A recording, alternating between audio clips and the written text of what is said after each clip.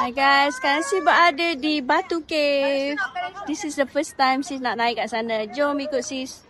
Walaupun dah duduk berpuluh tahun kat sini, inilah kali pertama Sis datang ke Batu Cave. Semuanya sebab anak-anak yang ajak jalan. Biasanya lalu je nampak dari jauh kalau nak ke pantai timur. Tapi kali ni Sis betul-betul singgah. Kalau korang nak naik sampai Temple Cave, jangan lupa pakai seluar panjang. Kena hormat tempat ibadah. Kalau datang dengan seluar pendek, kena beli sarung dekat bawah tu. Macam juga orang luar masuk masjid, so kena berpakaian sopan. Batu Cave ni memang salah satu tempat paling ikonik kat Malaysia. Gabungan kuil, gua batu kapur, sejarah dan budaya. Tapi satu je, hati-hati sikit sebab banyak monyet. Jangan pegang makanan secara terbuka, takut dia rampas nanti. Tempat ni juga jadi pusat sambutan Taipusam. Masa tu penuh dengan penganut dan pengunjung dari seluruh dunia. Mula-mula saya ingat nak naik separuh je tangga, tapi pelan-pelan berjaya juga panjat semua 272 anak tangga tu. Warna-warni dan cantik sangat. Bila sampai atas memang rasa bangga gila lah. Kat atas tu ada Temple Cave, gua utama yang luas dan tinggi, dan juga ada patung emas Dewa Murugan setinggi 42.7 meter. Antara yang tertinggi di dunia tau. Masuk kawasan tangga tu tak kena bayar, tapi kalau nak masuk temple untuk berdoa